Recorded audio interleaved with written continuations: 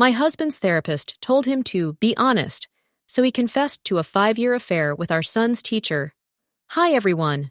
Before we get into today's video, I need your help. We've noticed that the channel's reach has been dropping a bit, and one of the best ways you can support us is by subscribing. It's quick, free, and helps us keep bringing you new and interesting stories.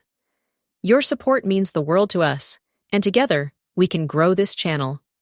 Thank you so much. Now let's get to today's story. I'm writing from a temporary account for obvious reasons, and I've changed some details to protect my anonymity.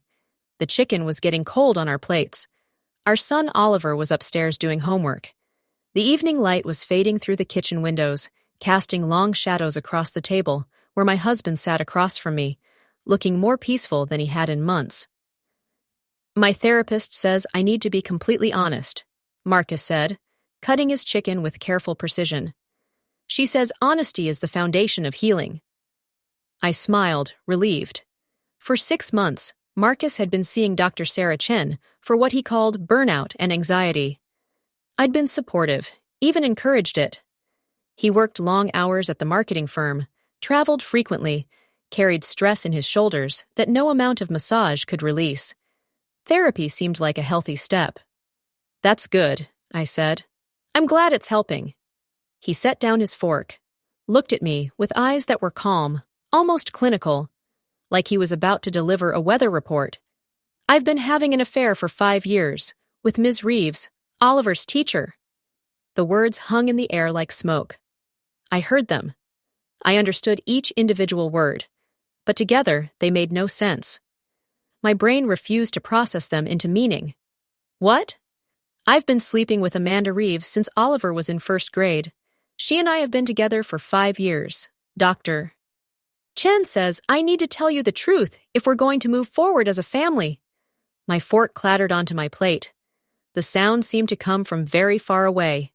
Amanda Reeves, the woman with the bright smile and the encouraging emails about Oliver's progress. The teacher who'd helped our son through his reading struggles and always had kind words at parent-teacher conferences. The woman I'd sent homemade cookies to as a thank you gift. The woman whose hand I'd shaken dozens of times, whose eyes had met mine with what I thought was genuine warmth. That Amanda Reeves. You're lying, I heard myself say. I'm not. I'm being honest. That's what therapy is for, to help us face the truth. His voice was so calm, so reasonable, like he was explaining a project timeline or discussing which car to buy. There was no tremor, no guilt in his tone, just this awful therapeutic neutrality. 5 years, I repeated. The number felt obscene. Yes.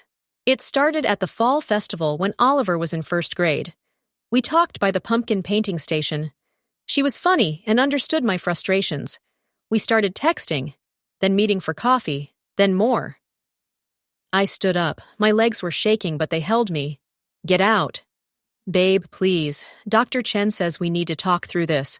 That's why I'm telling you now, so we can work on it together. Honesty is the first step to rebuilding trust. Rebuilding trust. As if trust was a collapsed shelf you could just hammer back into place. As if he hadn't spent 5 years making a mockery of our marriage, our family, our son's education. Get out, Oliver called from upstairs. Mom? Everything okay? I forced my voice to sound normal. Everything's fine, honey. Finish your homework. Marcus stood slowly. I'll go to a hotel tonight, but we need to talk about this. We need to process it. Process it. Like grief. Like trauma. Like something that happened to us instead of something he did to me. He left. I stood in the kitchen surrounded by cold chicken and silence, and I realized I was holding my breath. When I finally exhaled, it came out as a sound I'd never made before, something between a laugh and a sob and a scream. I didn't cry that night. I was too numb, too shocked. I sat on the couch until 3 a.m., staring at nothing, my mind replaying 5 years of memories in a new sickening light. 5 years. Oliver was 11 now. He'd been 6 when it started. 6 years old, losing his first tooth, learning to read, struggling with chapter books. And while I stayed up late helping him sound out words, while I attended every parent-teacher conference and volunteered for field trips, while I baked cookies and wrote thank you notes, my husband was fucking his teacher. The next morning, I got Oliver ready for school like always, made his lunch, helped him find his library book, drove him to Jefferson Elementary like I'd done 1,000 times before. But this time, I saw the building differently, not as a place of learning and growth, but as a crime scene, the location where my marriage had been murdered over and over again for 5 years. I didn't go inside. I couldn't. The thought of seeing her, of having to smile and pretend everything was normal, made my stomach turn. When I got home, I did what any woman in 2024 would do. I started looking for evidence. Marcus had left his laptop. Careless. Or maybe he thought honesty meant he had nothing left to hide. I knew his password. It was Oliver's birthday, which now felt like another layer of betrayal. It took me 20 minutes to find the email account I didn't know existed. marcushayes.personalogmail.com. The inbox was a treasure trove of lies. Messages to Amanda spanning 5 years. Thousands of them. Some practical. Can you get away Tuesday at 3? And some romantic in a way that made me want to vomit. He called her his soulmate, his light, the person who truly understood him. There were references to hotels I recognized, restaurants we'd been to as a family. Once, he'd taken her to the Italian place where we'd celebrated our 10th anniversary, just 4 months after our actual anniversary dinner there. The photos were worse. The two of them together, smiling. Marcus looked happier in these pictures than he'd looked with me in years. At a beach I didn't recognize. At a cabin in the mountains. In what looked like an expensive hotel room, sheets tangled around their bodies. I recognized the watch he was wearing in one photo. I'd given it to him for Christmas 2 years ago. I found receipts. Jewelry purchased that I'd never seen. Flowers sent that never arrived at our house. Hotel rooms booked on weekends when he claimed to be at conferences. Restaurants in cities he visited for work. Except now I knew he hadn't been alone. 5 years of financial records that told the story of a double life. He'd been careful, using a credit card I didn't know about, but not careful enough. Every transaction was there, a breadcrumb trail of betrayal. I made copies of everything, saved it all to a flash drive. I was methodical about it, almost mechanical. My hands didn't shake, my vision didn't blur. I was running on autopilot, my emotions shut down completely, replaced by something colder and sharper. Then I started remembering. 5 years ago, Oliver's first grade year. I'd been so grateful for Miss Reeves. Oliver had been struggling with reading, falling behind his classmates, and she'd offered extra help after school. 2 days a week, Marcus would pick him up from these sessions because I was working late at the clinic where I was a nurse. How convenient. I remembered the fall festival where it apparently started. I'd been there too, painting pumpkins with Oliver while Marcus wandered off to get cider. He'd been gone for 40 minutes.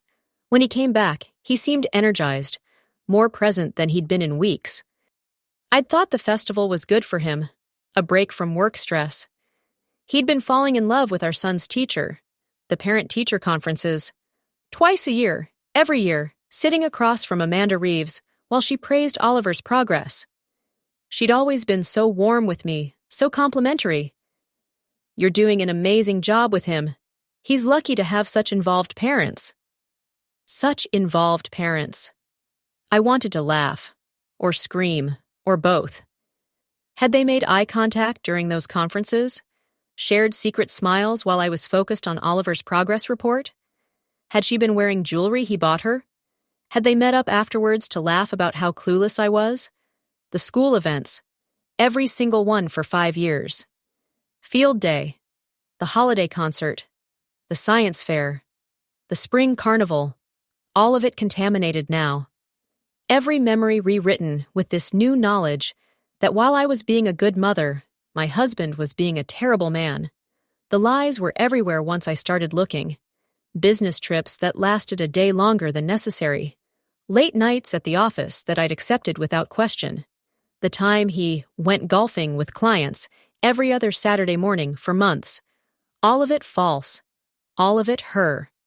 I thought about the conversations we'd had about Marcus's stress. How understanding I'd been when he said he needed space, needed time to decompress, needed to work through his feelings.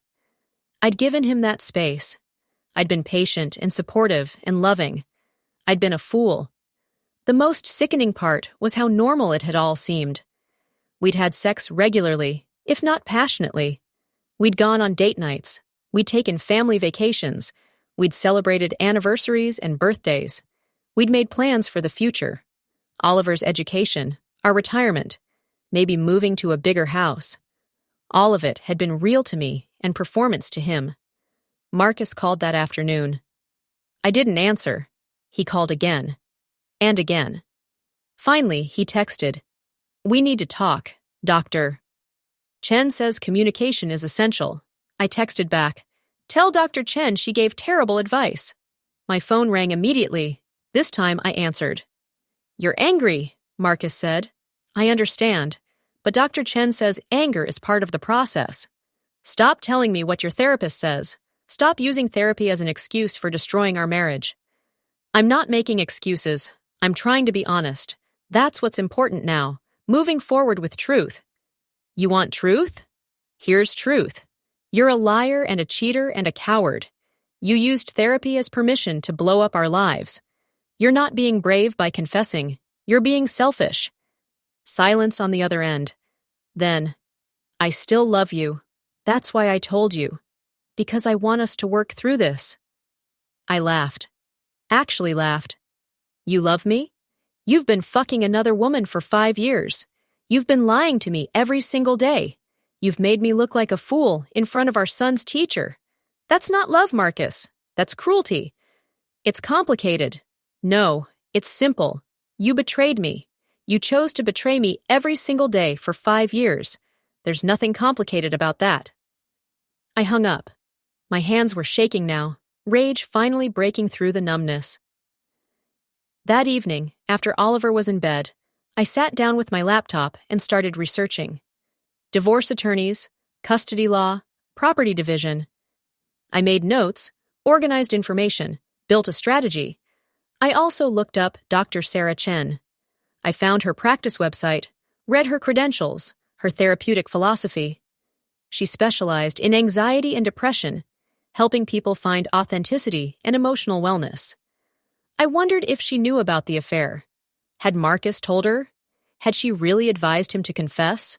Or was that his own twisted interpretation of her guidance? I decided I needed to know. The next morning, I called Dr. Chen's office and made an appointment. I used my maiden name. Dr. Chen wouldn't connect me to Marcus right away. I told the receptionist I was dealing with a family crisis and needed to talk to someone urgently. She fit me in 2 days later. Those 2 days were torture. I had to maintain normalcy for Oliver's sake, had to get him to school and pick him up, help with homework, make dinner, tuck him in. All while my insides were screaming. Marcus kept texting. Long paragraphs about therapy and healing and working through trauma together. He sent articles about recovering from infidelity. He suggested couples counseling. He acted like he was the one trying to save our marriage. I didn't respond to any of it. On the 3rd day, I dropped Oliver at my mother's house and drove to Dr. Chen's office. It was in a modern building with soft lighting and peaceful artwork. The waiting room smelled like lavender. Calm and professional, and completely at odds with the rage burning in my chest. Dr. Chen was younger than I expected, maybe early 40s, with kind eyes and a warm handshake. She invited me into her office and gestured to a comfortable chair. "Thank you for seeing me on short notice," I said. "Of course. You mentioned a family crisis?" I took a breath. "My husband has been seeing you for therapy, Marcus Hayes." Her expression shifted slightly. Professional neutrality, but I saw the recognition in her eyes. "I can't discuss my clients," she said carefully. "You understand that." "I'm not asking you to break confidentiality. I just need to know one thing. Did you tell him to confess to an affair?" She was quiet for a long moment. "Mrs. Hayes, therapy is about helping people find their own truths. I don't tell clients what to do. I help them explore their feelings and make their own decisions. So you knew about the affair? I can't confirm or deny. He's been sleeping with our son's teacher for 5 years. 5 years. And he claims you told him to be honest about it. To confess. Is that true? Dr. Chen's professional mask cracked slightly. I saw surprise, maybe even shock, flicker across her face. 5 years, she repeated. You didn't know it was that long. She gathered herself. I can't discuss the specifics of his treatment, but I can tell you that in general, when I work with clients on honesty and authenticity, I encourage them to consider timing, context, and impact. I would never advise someone to deliver traumatic information without thought to how it might affect their family. But that's exactly what he did. He told me over dinner, calm as anything, like he was reading from a script. 5 years with our son's elementary school teacher. Dr. Chen looked genuinely disturbed now. I'm very sorry you're going through this. If you'd like, I can recommend some excellent therapists who specialize in... I don't need therapy. I need to know if you understood what you were dealing with, if you knew he was using therapy as permission to detonate his family. Therapy isn't meant to cause harm, she said quietly. It's meant to help people grow and heal. If Marcus interpreted my guidance in a way that caused pain, that wasn't my intention. I stood. Intention doesn't matter much when the damage is done. She stood too. Mrs. Hayes, please. Let me give you some referrals. You shouldn't go through this alone. I took the business cards she offered, looked at them. Names of therapists who specialized in betrayal trauma. How fitting. Did he ever mention her name? I asked. Amanda Reeves? Dr. Chen's expression told me everything I needed to know. She hadn't known the details. Marcus had probably kept it vague. An affair, yes. But not with whom, not for how long, not under what circumstances. He'd lied to his therapist, too. I left that office with confirmation of what I'd suspected. Marcus had weaponized therapy. He'd taken the concept of honesty and twisted it into a justification for cruelty.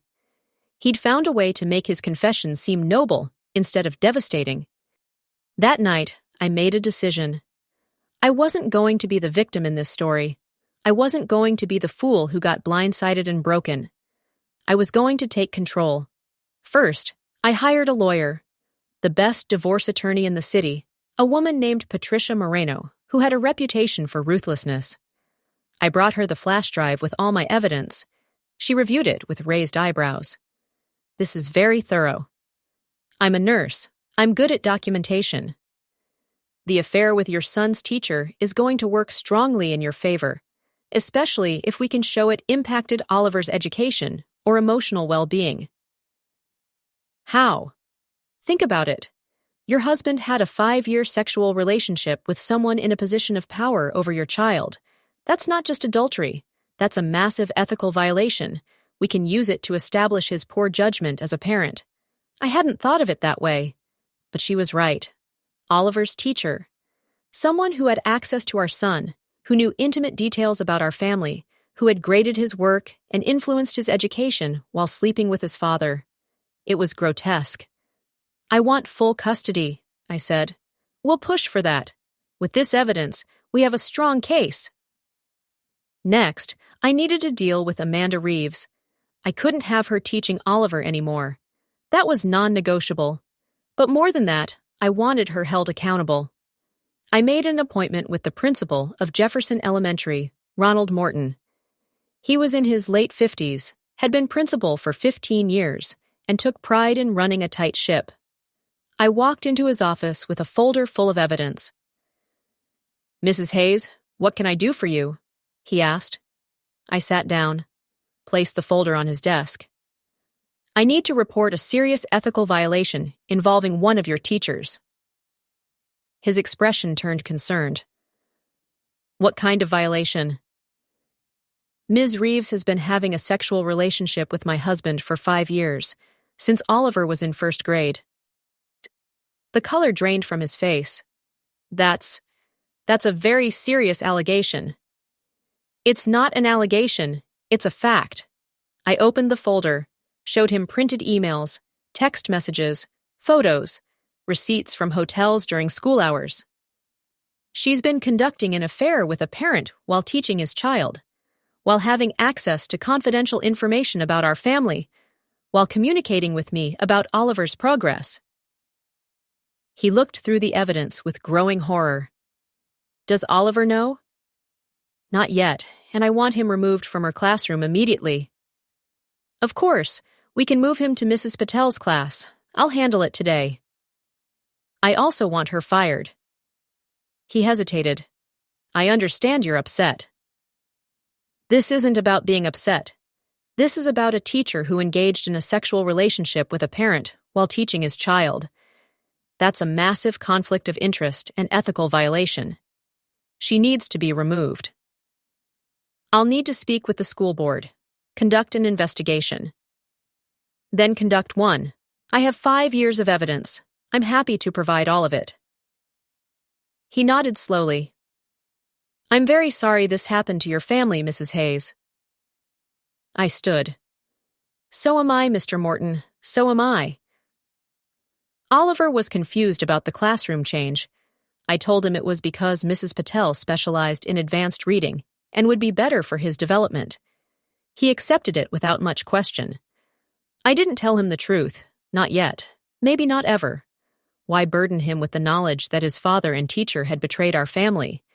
He was 11. He deserved to be a kid. The divorce moved forward. Patricia was as ruthless as her reputation suggested.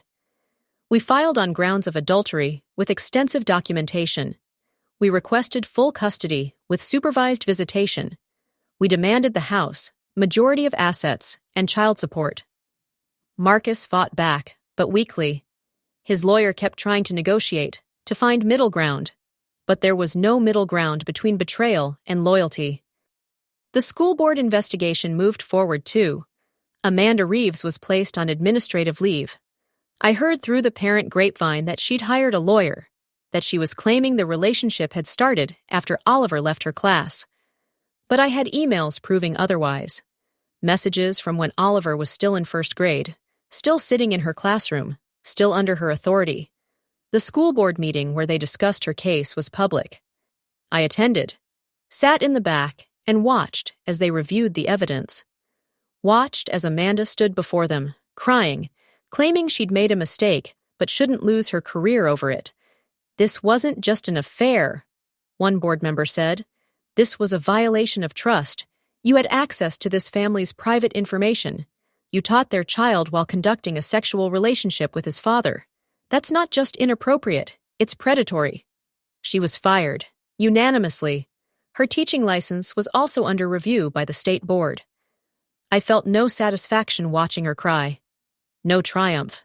Just a grim sense of justice being served. Marcus tried to see me several times. Showed up at the house when Oliver wasn't home.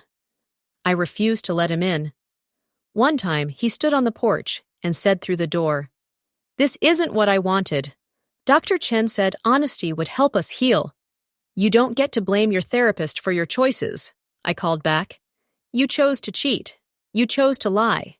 You chose to confess in the cruelest way possible. Own it." "I thought you'd want to know the truth." I wanted a faithful husband. I wanted a partner. I wanted someone who didn't fuck our son's teacher for 5 years. Truth was a consolation prize. He left, kept trying to text, to call, to communicate.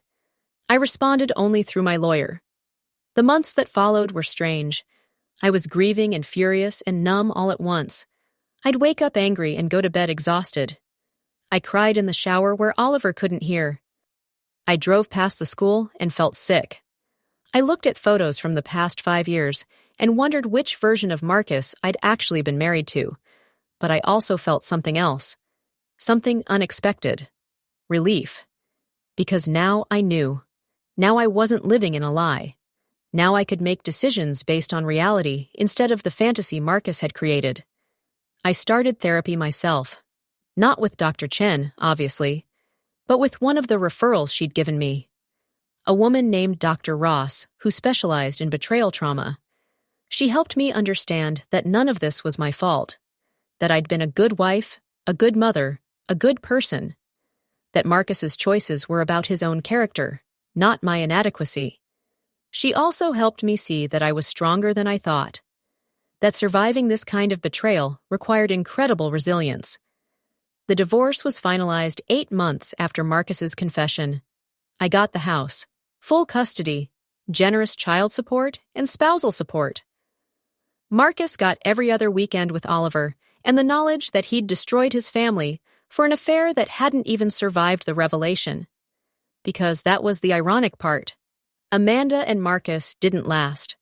Their relationship fell apart within 3 months of everything coming to light. Turned out their love wasn't strong enough to survive public scrutiny and consequences.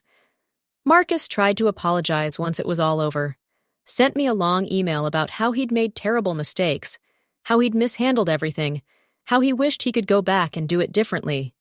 I didn't respond. There was nothing he could say that would matter. I focused on Oliver, on making sure he felt secure and loved, on building a life that was stable and honest. We adopted a dog, painted his room his favorite color, took a vacation to Disney World. I went back to school and got my nurse practitioner license, applied for a position at a better hospital. Got it. Started making more money, building a career I was proud of. I made new friends, people who didn't know about the affair, who just knew me as I was now. A single mother, a healthcare professional, a woman rebuilding her life. I even started dating eventually. Nothing serious. Just dinner here and there, reminders that not all men were liars. That trust was still possible, even if it came more carefully now. Oliver adjusted better than I expected. He knew his parents had divorced, that his dad had made mistakes, but I kept the details vague. He didn't need to know about Amanda, didn't need to carry that weight. He thrived in Mrs. Patel's class, made honor roll, joined soccer, became the kid he was always meant to be, without the shadow of his father's betrayal hanging over his education. 2 years after the divorce, I ran into Dr. Chen at a coffee shop. We recognized each other immediately. She approached my table cautiously. "Mrs. Hayes, how are you?" "I'm well," I said, and I meant it. "I'm glad. I've thought about you often, about that situation." "It wasn't your fault," I told her. "Marcus would have found an excuse eventually. Therapy just gave him the language to frame his cruelty as honesty." She looked relieved. "Thank you for saying that. I've questioned my approach many times since then." "Don't. You couldn't have known what he'd do with your guidance. That's on him." We talked for a few minutes. She told me she'd changed how she works with clients now, that she's more explicit about the importance of timing and context when discussing honesty. I told her I was doing well, that therapy had saved me, that I'd found a way forward. When we parted, she said, "You're stronger than you know." "I'm exactly as strong as I need to be," I replied. And that was true. I'd been tested in ways I never imagined. I'd been betrayed by the 2 people who should have been safest. I'd had my marriage, my trust, and my sense of reality shattered. But I'd survived. More than that, I'd built something better from the ruins. A life that was truly mine. A career I loved. A son who was thriving. Peace that wasn't dependent on anyone else's choices. Marcus still sends Oliver birthday cards and Christmas presents. He remarried last year to someone I don't know and don't care to know. I heard through mutual friends that he tells people his first marriage ended because of communication issues. I let him have that lie. It doesn't matter anymore. What matters is that I know the truth. Not the truth he gave me over cold chicken on a random Tuesday, but the real truth beneath that truth. I deserved better than I got, and I had the strength to demand it. Sometimes I think about that dinner, about the moment Marcus said those words so calmly, so clinically, about how my whole world shifted in an instant. I don't wish it hadn't happened. That would mean wishing to stay in the lie. Instead, I'm grateful for the brutal gift of reality, for the clarity that came from the pain, for the person I became on the other side of betrayal. My husband's therapist told him to be honest. He confessed to a 5-year affair with our son's teacher, and in doing so, he set me free.